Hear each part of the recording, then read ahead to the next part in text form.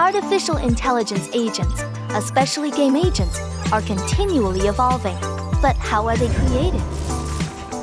It all starts with user needs, where we define product requirements and design the initial game agent model. Next, the agent undergoes training in thousands of gaming environments, continuously learning and enhancing its performance in various games. Once training is complete, the game agent is deployed to millions of users worldwide.